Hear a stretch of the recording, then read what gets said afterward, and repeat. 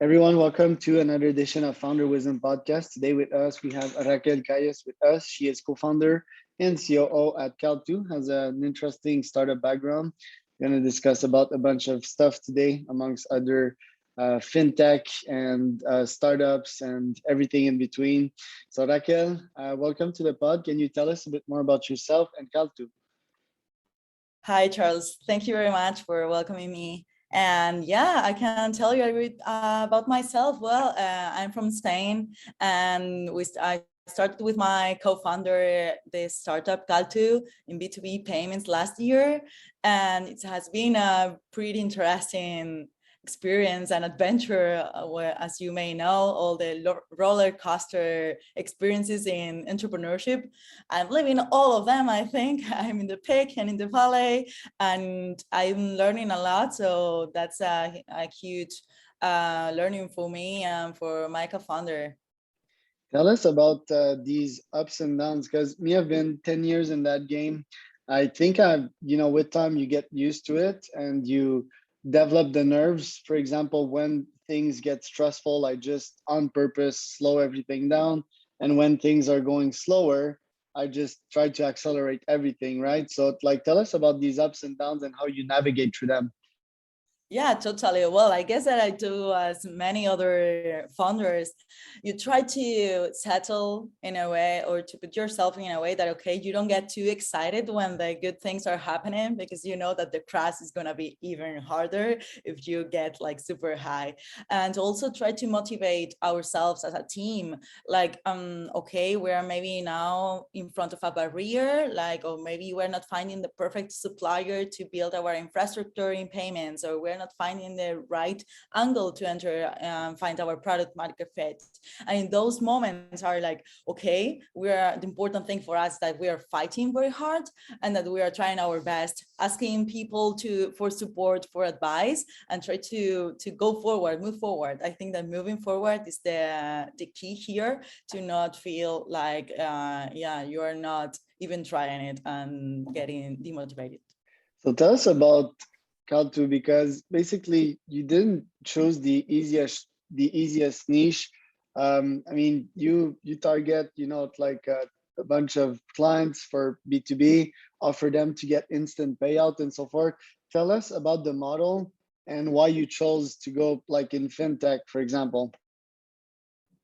Yes, well, this is a very good question, because when we started, I don't know, well, we were talking about how we started, Carla and me, and actually it was like through a startup builder. So in there, we were like not with a previous idea. And when we were together, we decided, okay, we're gonna analyze in which side or what are our abilities. And she had experience in fintech, and I was more about on the side of operations, continuous improvement, and quality. Also, I was consultant of SAP. So we decided, okay, we're gonna choose a niche that, even though it's very challenging, like fintech, and even more in Spain, because you don't usually think, okay, let's start a fintech in Spain. You maybe go to London or to other countries that really support you maybe better.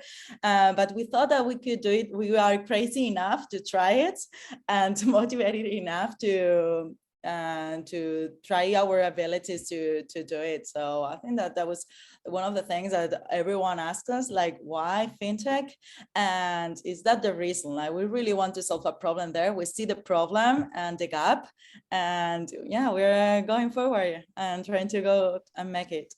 So what's the specific problems? Because I mean, there's Stripe, there's Square, these are humongous teams with humongous funding. Like what exact niche are you going after and what problem are you solving?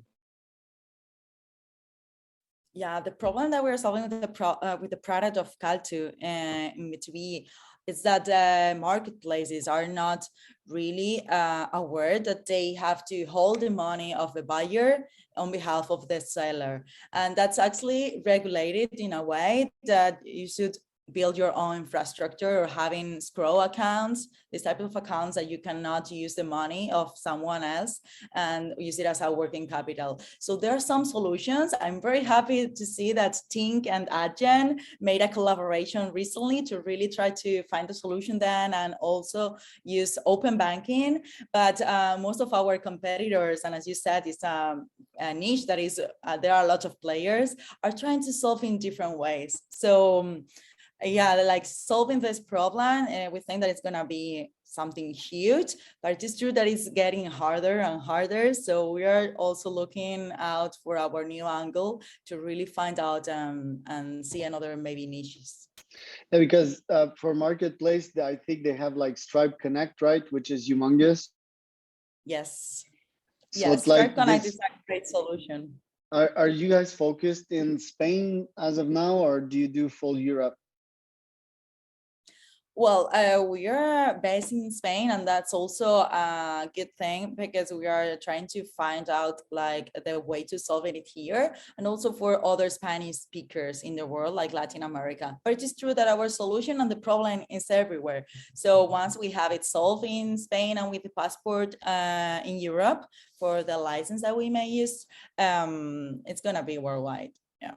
Yeah, Latam is a humongous market, in my opinion, one of the most interesting because people are starting to get more money in society. Middle class is kind of developing and so forth. So, we see all those. For example, I live in Mexico and we see a bunch of young girls with iPhones, and it's like, okay, where did they get their Yeah. money to buy that? So I think it can be a very interesting market. Tell us a bit more about your current clients right now. Do you have like case studies?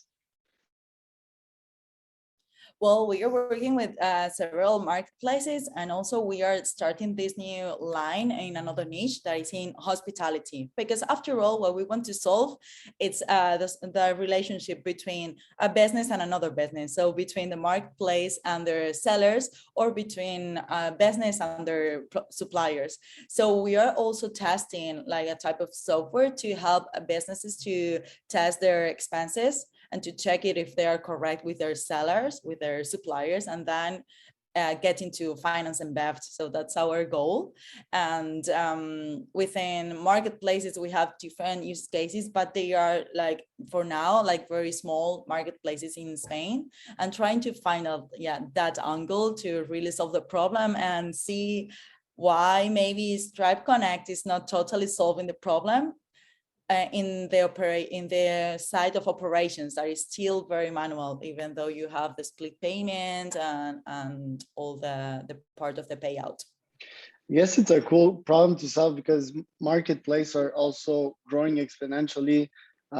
Marketplace are all the rage right now with entrepreneurs. It's like the number of, well, at least top 5 business model most startups go after. It's also incredibly hard to start a marketplace because you've got both sides, right? And Yeah. like where to give you attention first. It's very tricky. So very cool problem that you guys are solving. As the COO, what's your role exactly? Like Carla, she's the CEO. What do you do in Cal2 while Carla is managing, like the sales and probably managing key accounts, let's say? Yes, well, Carla, as you said, she's more focused also on investors and on strategy and how to, what is our best strategy to go to market with countries and so on, and also in the relationships with suppliers to have our infrastructure, also hiring and developing. And my side actually is more into really getting to know what the customers need. And also, as I have a background of operations, I'm very good at analyzing like the real operative side of their jobs, and to understand what is their jobs to be done, to really get like the problem. So my side is more in that side, and also to building the infrastructure on how to create procedures and everything within our company to be able to scale. Super interesting. Tell us about the incubator experience for you. How was it? And I believe that's where you met Carla, right?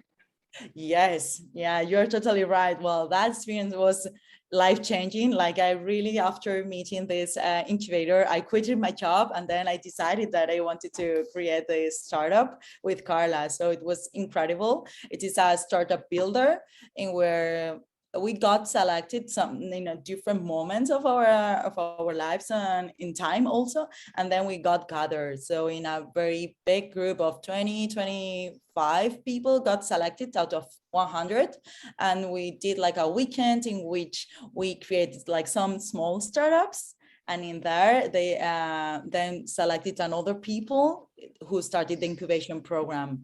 It was very intense. Their program was 4 months, and after 4 months, we got validation of the capital venture that they have inside the incubator, and they decided to invest on our idea.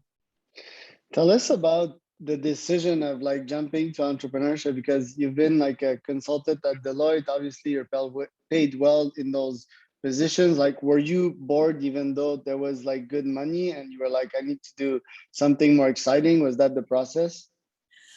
Well, kind of. I was like more that I was learning every day, but like it was, I wanted something more challenging in a way that is like when you are in a big company, you see that there are things that you cannot change, like the hierarchy and everything, and the processes are already settled, so you cannot do it. And I was thinking, okay, maybe we could do something differently. Like I really would like to create my own culture and like feel like people more like engaged with the idea. So even though in consultancy in the big four, that feeling is really well created through challenges and through money and because of the community. In other corporates that I was working for also is not that well created from my point of view. So I thought that, yeah, why not trying it now in my 30s, that I don't have any responsibility behind me and that I can really take the risk to try to get it to get there. What's the VC environment in Spain? Because I know it's not really easy to get like funded and capital. Did Cal2 get pre-seed or seed round? And how hard is it to get funded in Spain? Well, from my experience, I think that VCs in Spain are not that risky, so they really want to invest on something that is more secure, and that's a huge problem from my point of view for startups. But it's changing somehow, and we were quite lucky because thanks to the incubator program, we met a lot of VCs. Also, this VC invested on us, and that helped us to get another VC and business angels to invest on our idea.